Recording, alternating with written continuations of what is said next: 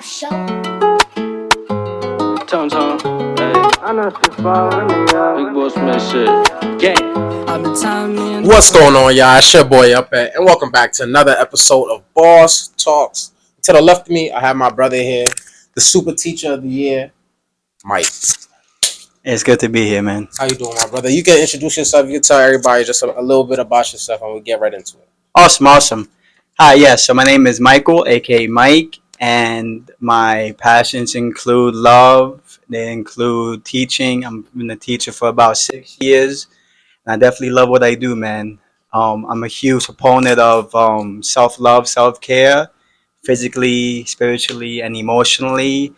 And that's something that I want to spread awareness as I continue my passion of teaching and, going to different schools and promoting that amongst the youth. Honestly, I'm just glad that in our society we still have teachers that are passionate, enjoy what they do in a world where education is not as prevalent as someone like to say or admit.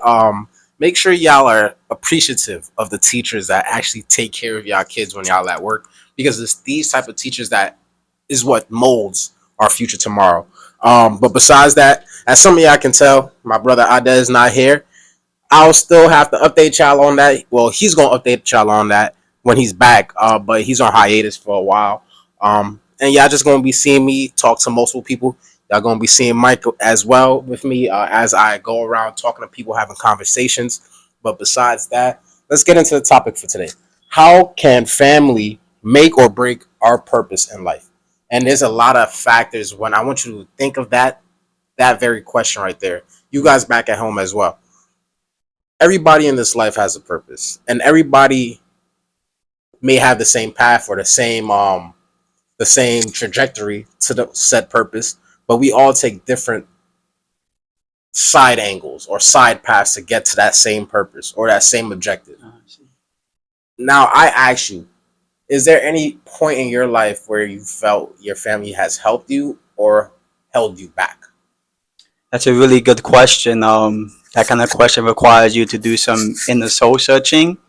And it's interesting because when you're born, your family is your first supporter, right? Your first support group is your family. And that's a blessing if you have one. It's a blessing if you have a mother. It's a blessing if you have a father, and both siblings, and through the nurturing and interactions with the family, with your brothers, with your sisters, family in a whole, there comes a time where they want to see you at your best, right? And through that journey, through the trajectory of what ignites you, your passion, they're gonna see that glow.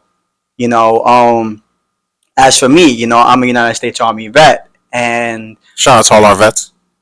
and I did it for about 3.5 years, and then when I came back, I told my folks that I want to make a difference, right? And I was struggling with that, like how can I really make a difference and support the community, support future generations. And I thought a social worker, and then I decided that my calling was to be a teacher.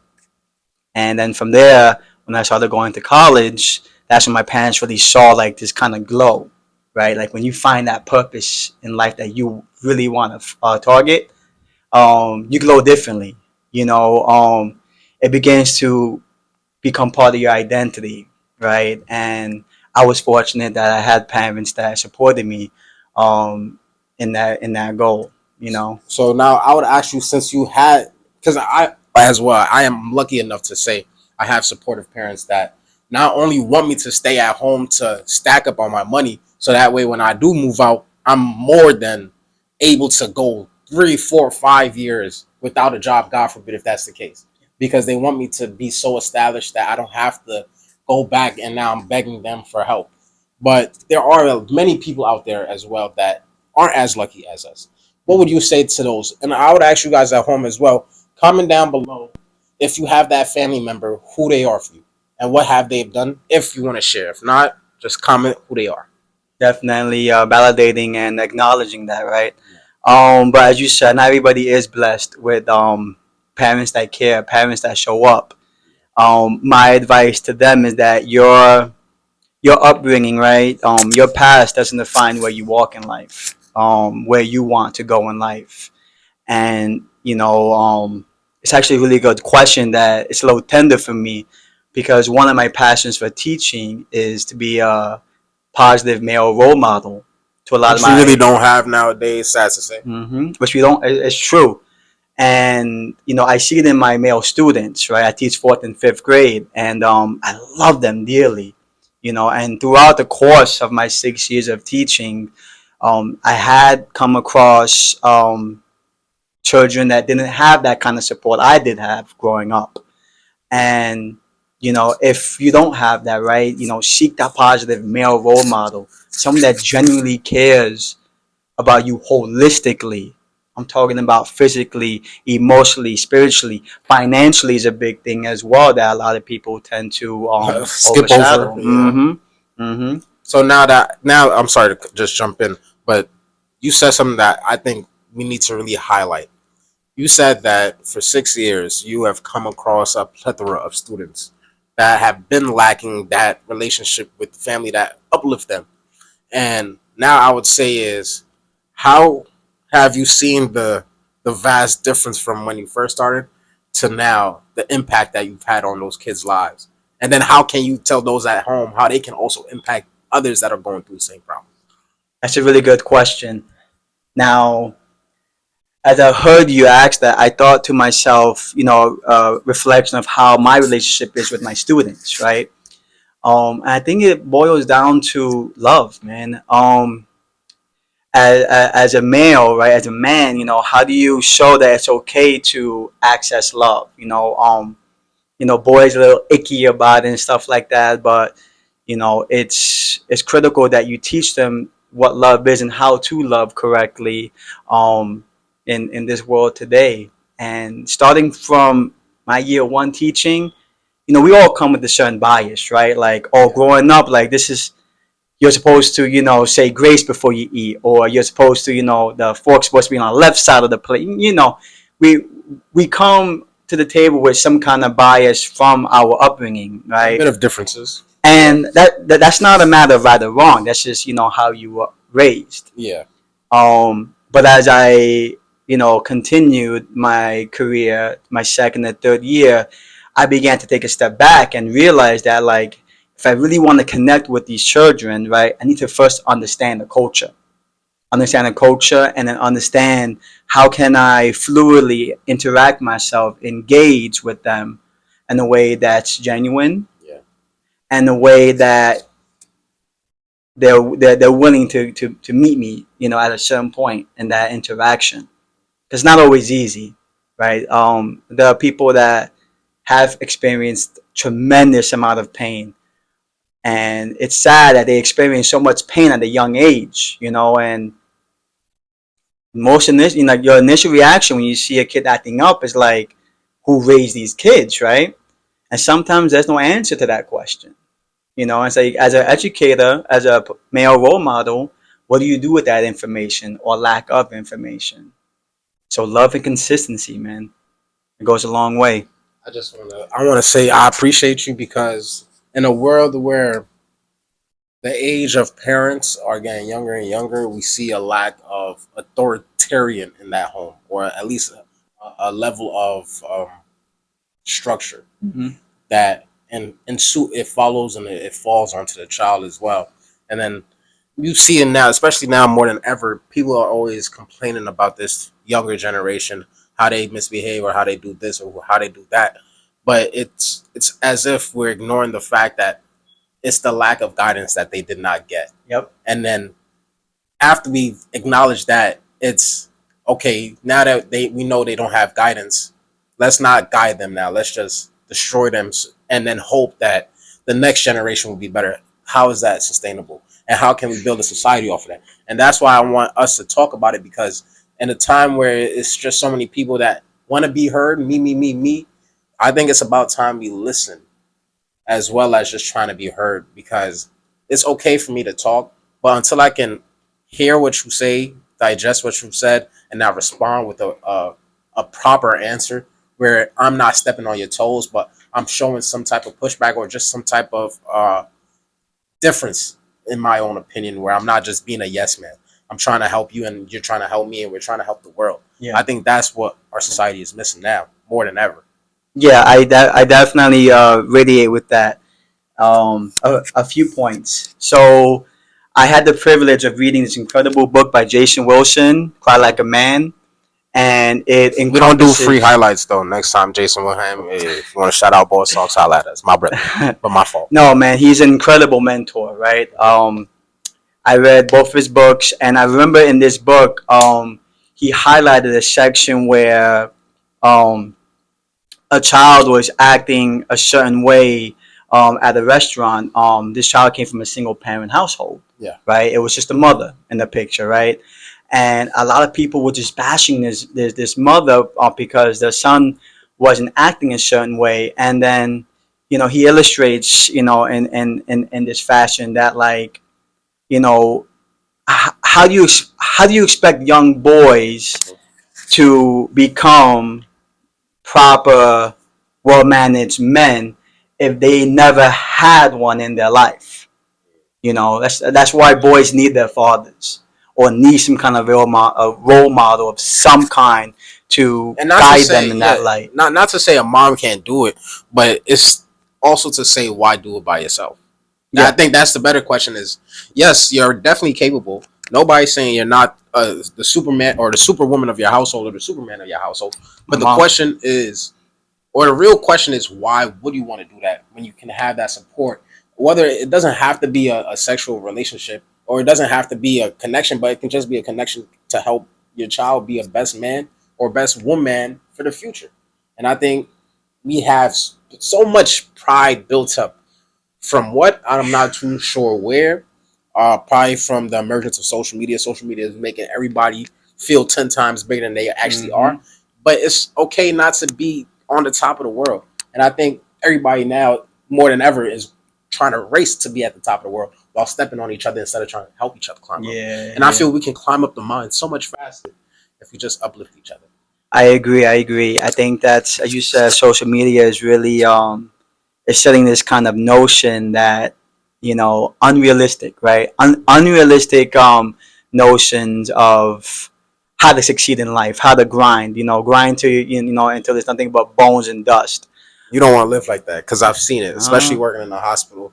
And a person can be here today, gone tomorrow, and it's you don't. It's nothing like working in a hospital for you to yeah, man. understand that, and Hmm. which is why I try my best now more than ever to go out, make that effort to be around family and friends and people that have shown that they care about me, because it's only through doing that that we can build up our community.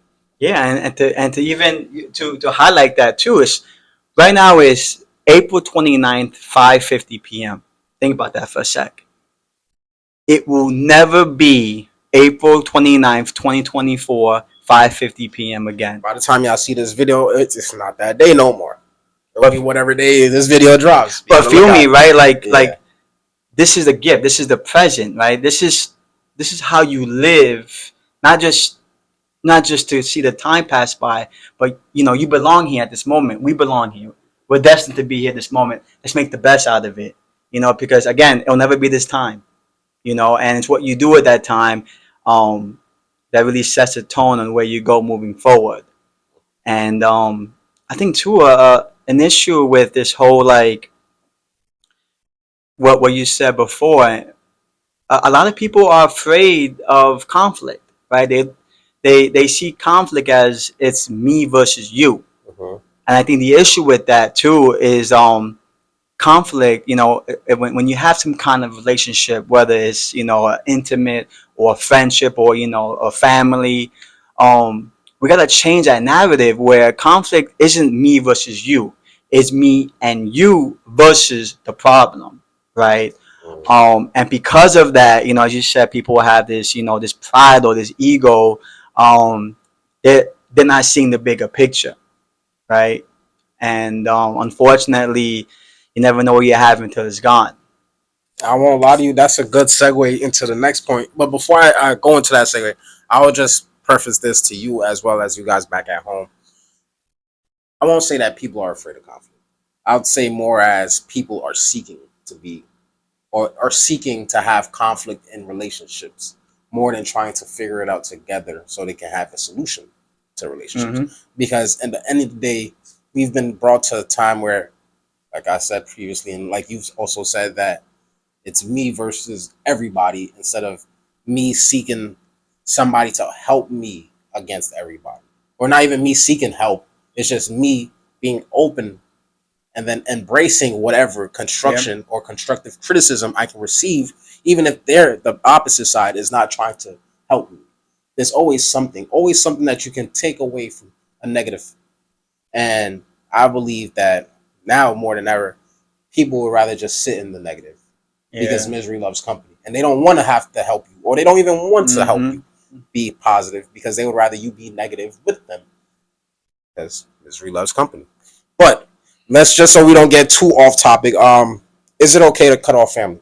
And we were talking about there's different situations where you gotta let a person go, and you see it. I'm sure there's times where you've had kids come up to you telling you how much they hate their family, and you've had to tell them like, just sit down, bear it down, and do what you have to do so you can better yourself in life, and Yeah. then so you'll help your family as well, and hopefully, at that point, there is a change in the dynamic. Of course, always it's not that change, but at what point is it okay? There's degrees to it, levels to it. No, again, fantastic questions, man. Wow. Can I make another book reference? Absolutely. Okay, I ain't so gonna lie to Barnes and Nobles. Holla at me. so I read this book by Dave Hollis, rest in peace. It's called Get Out of Your Own Way, Mhm. and I can't remember what chapter it was in, but they talk about how how the people that you have that you've met in your life, right, your whole entire life, they categorize them into three different zones, right?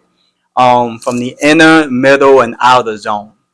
And the outer zone would be people that like acquaintances, people that you see every couple of months or maybe one time in a year. They could be high You school don't even remember their friends. name, like yo, You know what I'm my saying? brother, But like you still have some my kind of sister. connection. They were part of your life for like X amount of They years. help build you to You the person you know, are now. yeah, Yeah, to some degree, right? yeah, They to were an there. extent. People come for a reason, a season, or a lifetime, Yeah, right? And it's up to you to determine what that is.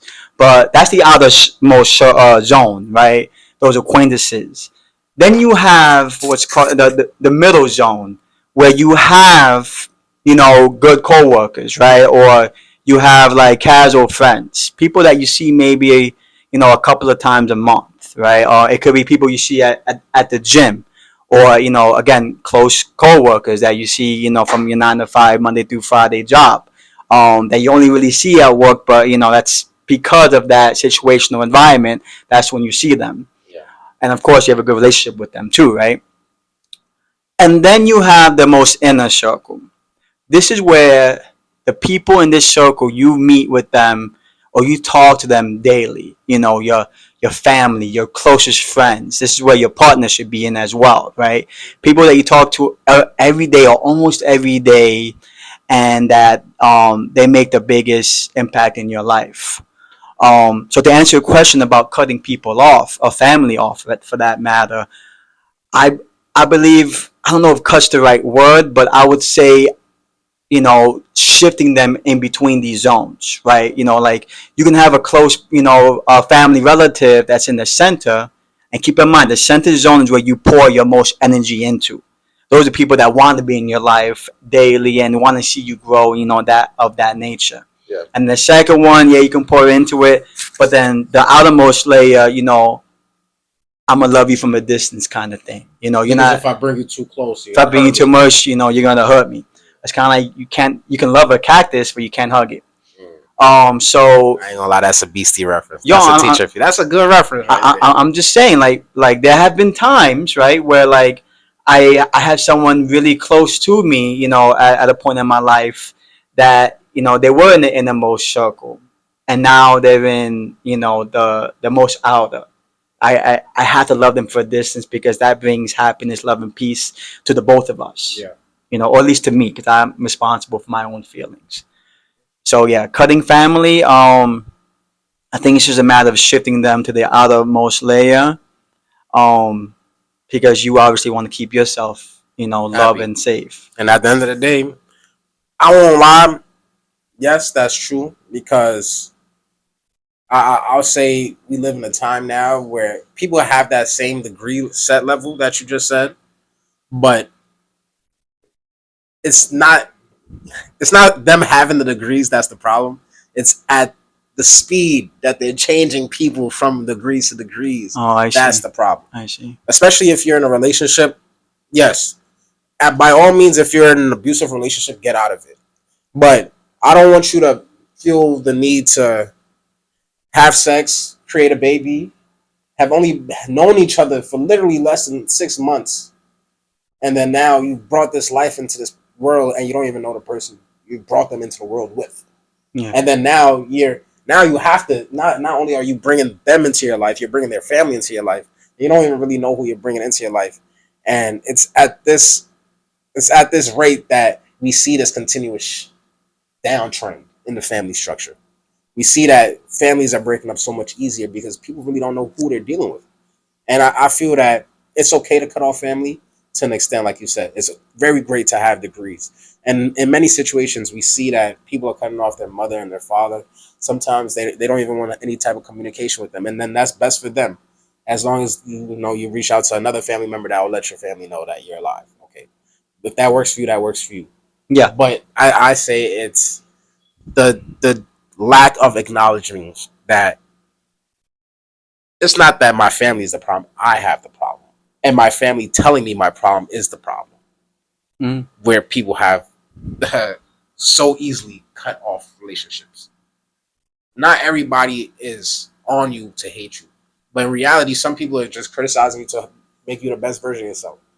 But I think until we can talk about how easily we can change people out of our life and just try to excommunicate them as if they never existed, we're never going to see a change in the structure of our society. I guess in a way you have to be the change, right? Yes, Um, absolutely. yeah, because I think people that are very quick to discommunicate someone that meant the world to them, there's thunder in their heart. There's some kind of internal conflict that they need to resolve before being open again and accessing the love, because hurt people are gonna hurt people.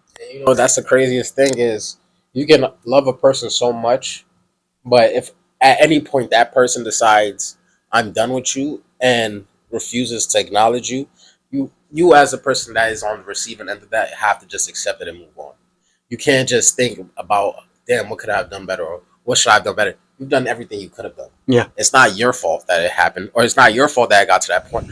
But in that same breath, it's so hard because I see it all the time. It is hard. I've gone through it myself that you'll see a person get hurt and now they're inflicted that same hurt, and it's just a cycle that just keeps going Yeah, until the next person. It's just like a That's what I'm avalanche and I think that's like the That's the biggest. I think that's the biggest wave that's hitting the dating world and society is you need people again, hurt people, and if you're not, healing is not linear, right? It can go up, it could go down, and how many months or a year, like I think ultimately, because I'm going through that as well, and I feel like for me, forgiveness and unconditional love and gratitude. I think even though the relationship didn't work out, I like to focus the energy on gratitude, right? Like I was able to love someone in this certain way, and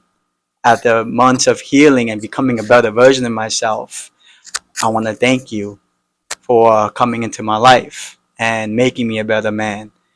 Through the tribulations, yeah, of course this isn't what I planned, right? No one likes Yeah. to, Nobody wants to be hurt. Nobody wants to go through that thing. nobody You know, does. I'd be a liar if I said, "Hey, it ain't BTB what A Boogie said." Let me stop. But For me, I'm still, but that's the thing. yeah, I can acknowledge that and I can try to grow from said hurt. Because at the end of the day, hurt is going to always be there. We're always going to feel hurt.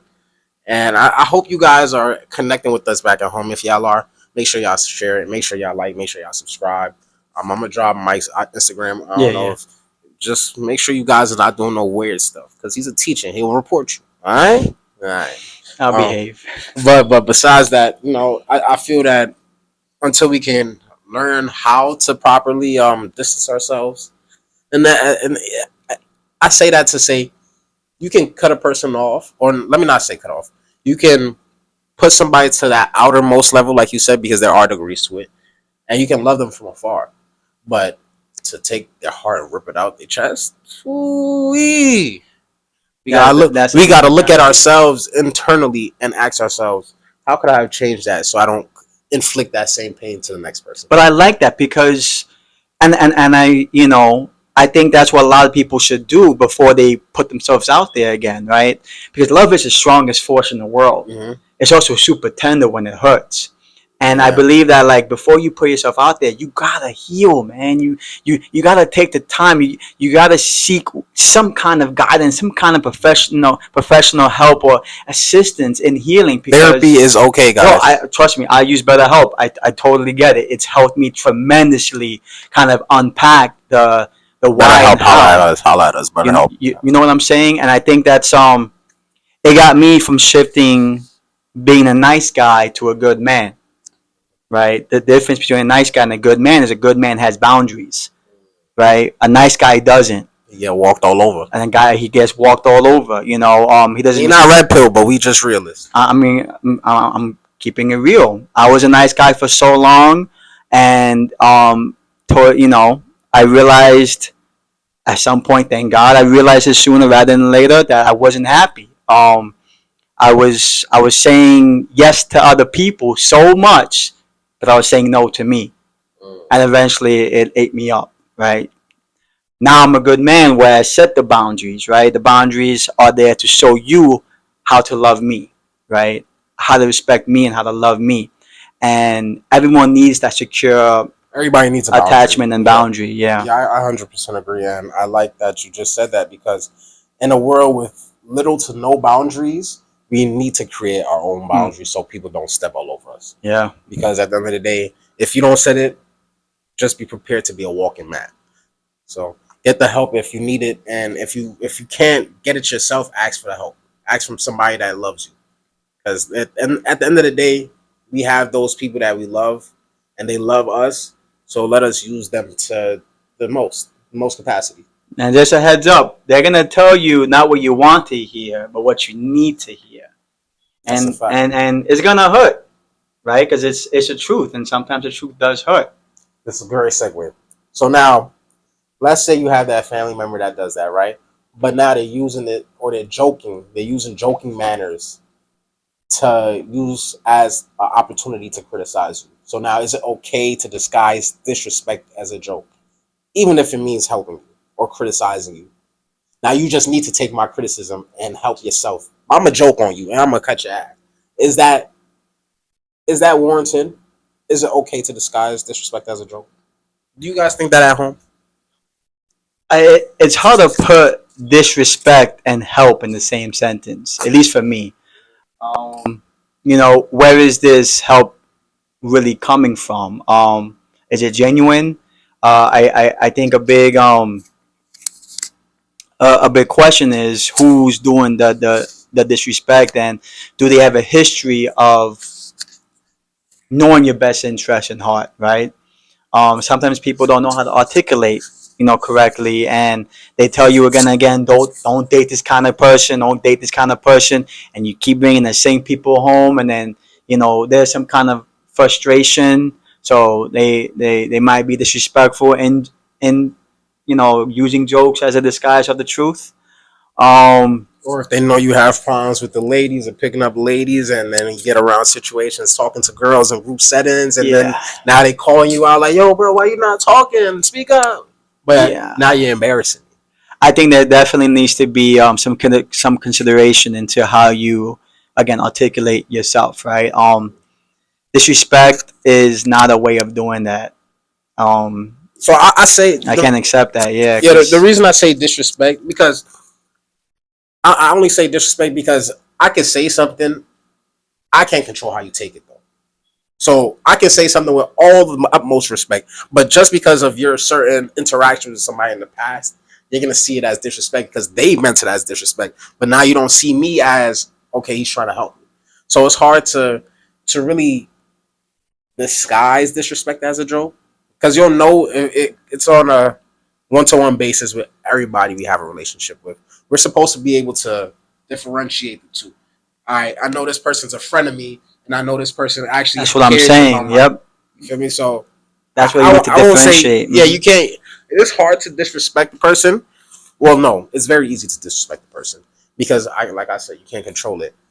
But it is very easy to know a boundary because you need to have it set, even with friends or whatever relationship. You need to have that Oh boundary yeah, set yeah. because if you don't, they're gonna use you. And now somebody that may have had the best intentions for you that could have been in that inner circle, you're pushing them to the outer circle because you yourself didn't set that boundary. So now they stepped over it, and now you're upset because you never had a boundary set in the first place, and they crossed it. This actually happened in real life with me. I had this quote unquote friend who every interaction we had, it was some kind of disrespecting humor in some way. It wasn't even help. It was just disrespectful humor.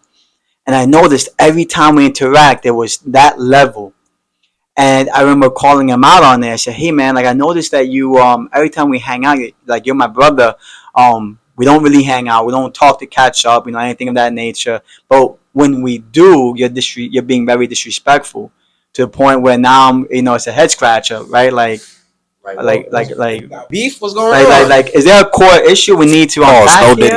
here? But as you said, boundary. Eventually, I had to set that boundary and say, "Hey, I don't appreciate this. You're not, this isn't serving any positive notion right now, and I'm gonna have to part ways because I'm not gonna tolerate the consistency of the disrespect every time we interact." So now I would ask you before you got to that level, did you tell them beforehand, like, yo? Oh, of course. So if you set that boundary and they kept stepping over it, that was never your friend to begin with. Of And course. we've had situations in my own friend group where friends will butt heads. It's okay for friends to butt heads. We don't always have to agree on stuff, but you're not going to disrespect. Like especially if we're man to man, you won't have to respect me as I respect you because we're both men. And especially the same thing for women. If we're women to women, there's certain things a woman won't do to another woman because they respect each other. Now, if they don't respect each other, that's where everything goes out the window, Yeah. and that's where we see a lot of stuff today. Now, I say that to say is if I'm your friend and you tell me something is bothering you, and I see you as my friend, somebody I care for in my inner circle, it's not a problem for me not to do it again because I care for you. Mm-hmm. But now, if I'm consistently doing it, and I tell you guys back at home as well, if a person is consistently doing the same mannerisms and showing that there's no effort to try to change, they don't care. So you don't have to take them at face value because if you don't, they're gonna continue to do it. Yeah. So it goes back to everything I said. If you told them ahead of time, yo, I don't feel comfortable. You're making me feel uncomfortable. You're making me feel as if you're not my friend, and they still continue to do it. You have no problem. That's exactly where you cut them off. Because now you're Yep. stepping over my boundary. Yep. And I also when you are disrespectful, your central message gets lost, right? If you're trying to prove a point, even if you're having an argument about a particular topic, the second you become disrespectful, Ladies, this goes to you. Don't talk about your man. Size, how he like. Don't compare him to other men, especially if you're trying to criticize him. oh no, And you, for me, at one point, I will have a lady to have this discussion with, because women are very quick to throw something in a man's face. yeah, And I'm sad to say this is why a lot of men are unaliving themselves, and we see it consistently going up, and the rate of them unaliving themselves is increasing, especially in a world where it's very hard to survive. yeah, You guys got to make it easier for your men at home, and men that goes back for you too. Don't yep. throw Oh stuff yeah, in your men lady's too. face. Feel me? You have peace in your house because we're living in a world where chaos runs rampant. Why would you want chaos in your home as well? You want to be able to lean on each other, right? I'm your rock. I'm your man. Like lean on me, not just physically but emotionally as well. Oh, I ain't those gonna are lie. good This points. this all goes perfectly into the next question. Yeah, smooth, baby. Is it okay to sacrifice for someone else, or when is enough enough? At what point is enough enough? To Sacrifice. sacrifice. It could be anything. So for some people aren't willing to sacrifice going out. Some people aren't willing to sacrifice drinking for their next person. Some people aren't willing to sacrifice working less hours to spend time with their family because they understand that I need this money. But you might need that money, but your child needs their daddy or their child needs their mom. But we live in a world Yeah. where A bills lot gotta get going on. paid. Yeah. So at what point is enough enough? At what point are you willing for you yourself willing to sacrifice? And the sacrifice could be anything. It could be, bro. You don't gotta mention what the sacrifice is, but at what point? So I think for the concept of sacrificing, I think of compromise, right? But even taking that a step back, I think that when you're dating someone, right, you should have the scope of sustainability, right? Is this relationship sustainable? Right, that's when you get the time to really know someone, right? Know their values, right? You know their relationships with their family, know the kind of friends they hang out with. Try to know them holistically and take your time doing that, right? If something's forceful, it's not authentic, right? Take your time and really get to know the person, and then when you're ready to, answer those questions, then you can say, all right, this is something that I can compromise, if need be, right? But in terms of, yeah, I think everyone needs a purpose in life, right? That's something that keeps people going, in alignment with love. And there's gonna be instances where, like, let's say both the man and woman do have a purpose, right? and Yeah. and do have careers that they want to pursue. That's where the whole dialogue of conversation needs to be prevalent, right? Again, the notion of conflict in relationships, right? It's me and you versus the problem, right? For example, let's say you want to promote your career more. Okay, let's sit, let's have an action plan, and you do 2 months, 3 months, whatever, and then we switch over to my purpose. I think ultimately, if you really want it to work out, You'll make a way. you'll make a way. Both of you will make a way. And as a person that I try my best consistently to reflect on my own actions and actions I've done in the past so I don't make those same mistakes or try my best to avoid those mistakes. We live in a time where you said something really good. You keep saying that it's supposed to be me and you versus the problem. We live in a time where it's more of me versus you versus the problem in a Mm-hmm. lot of relationships, Mm-hmm. and that's where the disconnect. That's where the disconnect comes into play. And until you, as an individual, you at home, are able to differentiate that, especially if you're in a relationship, not even a relationship, in a friendship, until I can accept that I don't have to always do it on my own to be successful at it. I can succeed at it. Is where we'll be able to understand that, okay, maybe the career that I wanted, maybe something that I thought was my purpose, isn't something that will make or break my life. And I feel that we've come to a time where a lot of people are blinded by said purpose, where they destroy relationships that they could have not destroyed in said result. Mm-hmm. You see what I'm saying? Yeah. And for me personally, everybody that has known me from when I was a child knows at some point I've spoken about being a doctor. That was always my dream. But my life is not a success or failure if I'm not a doctor. I will succeed because I've also told my parents I will be the first millionaire they know.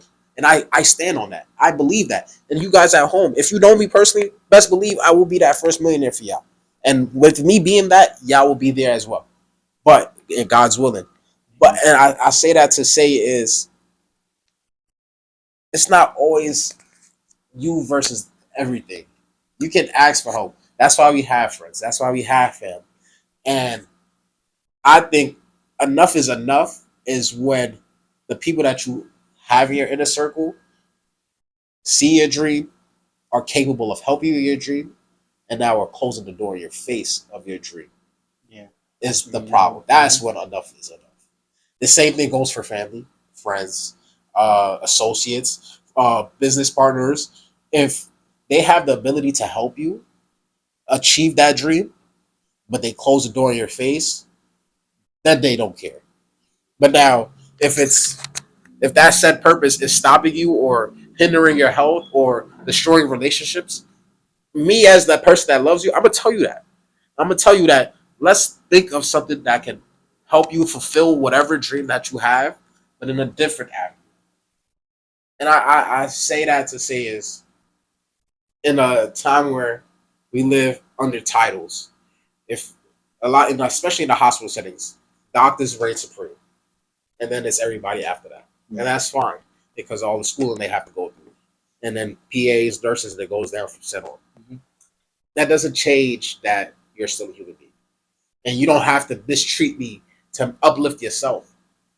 And we live in a time where everybody is doing their best to grab so many titles as if it's going to put them at the top of the hill, but it be the people at the very set top of the hill that are the most depressed, sometimes the most unhealthiest, the most unfulfilled because they don't have their family around because they cut off everybody because they thought that that was the only way for them to get to the top. That's deep, man. And until you guys at home can accept that, I don't need to destroy every bridge for me to create my purpose, is when you'll start accepting it's okay to take losses. It's okay to take a couple of L's. Because 2 L's together, that's a dub. That's a W. And that's exactly how we have to think about it. I'm gonna use that with my students. 2 L's make a dub. I like that. It's okay. Like, you could fail 2 quizzes, but now you bodied the next 5 exams. Those 2 quizzes are minuscule. And not to say that that's what I thought of when I was a kid, but I would do the bare minimum at times. It's not that I wasn't capable, but it was because I would just skate by. And that was the disservice I would do to myself. Yeah. But at the time, I would only do so much because I still wanted to have fun. And being an only child, I didn't have many opportunities. So I'm going to be the class clown. I'm going to make everybody laugh around me. It's not to say that I wasn't capable to be the smartest in the class. If it was time to sit down and put nose to book, that would happen. But it's more fun to see people smile. And that was my problem. And I've accepted that. And I understand that I need to get over that procrastination. It's something I'm still working on. And there's always things that we're always working on. But until you can accept that. That's the beauty of life, man. That's the beauty of life. There's beauty in struggle. Until you can accept that, you're gonna hate life. And that's why so many people are, I won't say depressed, but that's why so many people are going through problems that are solvable, especially on their own. Yeah. But besides that, my brother Mike, anything last you want to say before we head out? One last thing. Thank you so much for having me. Thank you for being on. I appreciate it. Thank you all for listening and getting up to this part. If y'all here, make sure y'all subscribe. Don't mistreat yourself. This is a lot of gems we dropping. We're having conversations. You can play this in the background when you're partying with your friends. Start a conversation in your friend groups because we gotta talk about those game nights. For sure. I think for me, one final thought is, again, the people that you've met throughout your life, a reason, a season, or a lifetime. Those are all blessings, right? Even the not desirable ones, right? They taught you something. They taught you how to be or how not to be. I think when you take all those pieces from those interactions, all the good parts, right? It aligns you with your happiness, love, and peace.